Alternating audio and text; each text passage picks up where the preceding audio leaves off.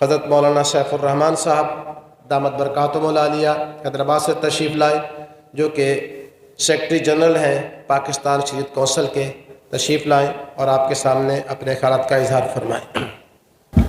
نحمدہ ونصلی علی رسولہ الکریم، اما بعد۔ قابل صد احترام علماء کرام، جیسا کہ بار بار یہ بات کہی جا رہی ہے کہ پروگرام کا دورانیہ انتہائی مختصر ہے اور وقت مقررہ پر پروگرام کو سمیٹنا ہے، لیکن اس مختصر پروگرام کے اندر بھی الحمدللہ جن علماء کرام نے اپنے خیالات کا اظہار کیا، جن جذبات کا اظہار کیا، جس فکر کا اظہار کیا، جس درد کا اظہار کیا، یقین جانیے یہ ایک مشترکہ درد ہے اور یہ ایک مشترکہ فکر ہے، اور پاکستان شریعت کونسل کے مرکزی فیصلے کے مطابق پورے ملک کے اندر اس عنوان پر جو پروگرام اور اجلاسات سیمینار کے نام سے، کنونشن کے عنوان سے، اجلاس کے عنوان سے منعقد ہو رہے ہیں، اور اس کا مقصد صرف اور صرف یہ ہے کہ پہلے مرحلے کے اندر علماء کے اندر بیداری پیدا کی جائے، علماء کو اس پروگرام سے آگہی دی جائے، اور تاکہ یہ آواز ہر مسجد کے ممبر و محراب سے لگنی شروع ہو جائے، اور انشاءاللہ یہ آواز لگنی شروع ہو گئی۔ آپ حضرات کے علم میں ہے کہ سود کے حوالے سے اس ملک کے اندر اس سود کے حوالے سے جو رکاوٹیں اب تک پیدا کی جا رہی ہیں، اور اس کا ایک تسلسل ہے،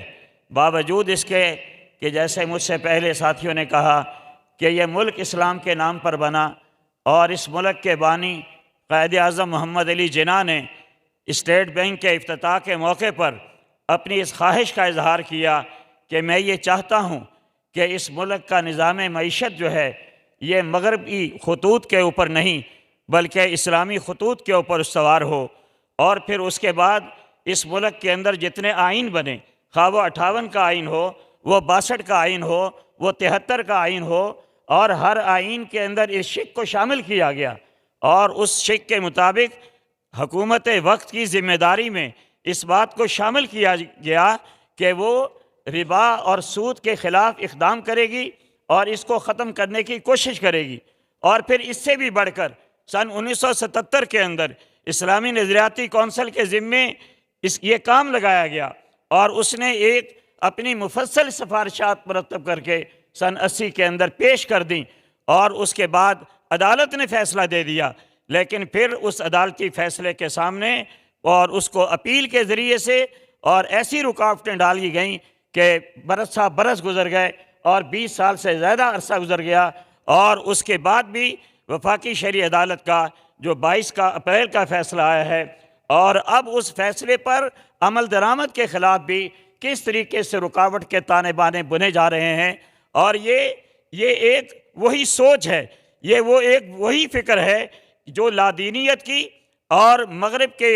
کی سوچ ہے، جو اس ملک کے اندر اس کے ایجنٹ جو ہیں اپنے اس ایجنڈے کے مطابق کام کر رہے ہیں، اور اس کے مختلف عنوانات جو ہے اس کے حوالے سے اس کے اندر رکاوٹیں پیدا کر رہے ہیں، لیکن یہ الحمدللہ یہ بات خوش آئند ہے کہ یہ بات اب سود کی حرمت کے حوالے سے یہ علماء کے ذریعے سے عوام تک پہنچنا شروع ہو گئی ہے، اور اسی لیے پاکستان شریعت کونسل اور تحریک انسداد سود اور متحدہ علماء کونسل اور جتنی بھی ہماری دینی جماعتیں ہیں، اور ان سب نے حکومت وقت کو یہ پیغام دیا ہے کہ اگر اس وفاقی شرعی عدالت کے فیصلے کے خلاف یہ رکاوٹیں پیدا کرنے کا سلسلہ جاری رہا، اور اس طریقے سے جو مالیاتی نجی ادارے ہیں جنہوں نے اب تک اپیلیں واپس نہیں لیں، اگر انہوں نے اپیلیں واپس نہیں لیں تو پھر یہ بات عوام تک جائے گی، اور انشاءاللہ آج یہ علماء کا اجتماع ہے، اور پھر بڑی بڑی کانفرنسیں ہوں گی، رائے عامہ کو ہموار کیا جائے گا، اور عوام الناس کے ذریعے سے اور عامۃ المسلمین کے ذریعے سے ایسے مالیاتی اداروں کا اور ایسی بینکوں کا بائیکاٹ کرنے کی تحریک چلائی جائے گی اور انشاءاللہ العزیز چلے گی۔ آپ کے علم میں ہے کہ کراچی کی حرمت سود کانفرنس ہوئی، بڑی کامیاب ہوئی، لاہور کے اندر ہوئی، اور ملک کے شہروں کے اندر پروگرام ترتیب دیے جا چکے ہیں۔ پچھلے دنوں میری راشدی صاحب سے بات ہوئی، میں نے یہی گزارش کی کہ جس طریقے سے آپ نے یہ پروگرام کراچی کا ہوا، لاہور کا ہوا، کم از کم ملک کے بڑے بڑے شہروں کے اندر جو ڈویژنل ہیڈ کوارٹر ہے اور ان مراکز اور ہیڈ کوارٹر کے اندر حرمت سود کنونشن اور کانفرنسوں کے نام سے پروگرام منعقد ہونے چاہیے، تاکہ جو ہے اس دباؤ کو بڑھایا جائے، اور جس کے نتیجے کے اندر یہ مالیاتی ادارے یہ مجبور ہو جائیں گے۔ اور اب بھی الحمدللہ یہ پیغام جیسے جیسے عوام تک جا رہا ہے، مسلمانوں تک جا رہا ہے، وہ اپنے اکاؤنٹ وہاں سے ختم کر رہے ہیں اور اسلامی بینکاری کی طرف اور اسلامی مالیاتی اداروں کی طرف رجوع کر رہے ہیں۔ لہٰذا ہم نے مل جل کر یہ کوشش کرنی ہے، اور یہ میرے بھائی یا علماء ہی کی ذمہ داری ہے، اور اس لیے ہم جیسے بھی ہیں لیکن بہرحال ہماری نسبت علم کی طرف ہے۔ لوگ ہمیں علماء سمجھتے ہیں، من آنم کے من دانم، ہمارے اندر بہت سی کمزوریاں ہیں، لیکن ان ایشوز کے اوپر اور ان معاملات کے اوپر آواز پہلے بھی ہمارے اکابر نے اٹھائی تھی، اور انہی اکابر کے نقش قدم پر چلتے ہوئے یہ آواز آج بھی ہم نے ہی اٹھانی ہے، اور انشاءاللہ یہ اٹھے گی۔ اور یہ صرف ایک مسئلہ نہیں، اور بہت سارے مسائل ہیں، اور اس ملک کے اندر کہ کس طریقے سے غیر اسلامی تہذیب اور تمدن کو ایک سازش کے تحت، ایک منصوبہ بندی کے تحت کس طریقے سے ہمارے معاشرے کے اندر داخل کیا جا رہا ہے۔ ابھی میں ایک خبر پڑھ رہا تھا، پانی غلط ہے سچی، کہ کراچی کے اندر جو ہے یہ باقاعدہ تبدیلی ازواج کا ایک کلب بن چکا ہے، تبدیلی بیگمات کا کلب بن چکا ہے، اور اس کی رجسٹریشن ہو رہی ہے، اور اس کے تحت جو ہے وہ ایک رات ایسی منائی جائے گی کہ جس کے اندر ہر ایک اپنی بیگم کو دوسرے کے حوالے کرے گا، اور اس کی 25,000 پر رجسٹریشن ہے، اور اس کا باقاعدہ میڈیا کے اوپر آ رہا ہے۔ اس قسم کے اور بہت سارے میرے دوستوں ایسے عنوانات ہیں، اور جن کے تحت یہ لادین طبقہ کام کر رہا ہے۔ بہرحال ان سب کے خلاف آواز ہم نے اٹھانی ہے،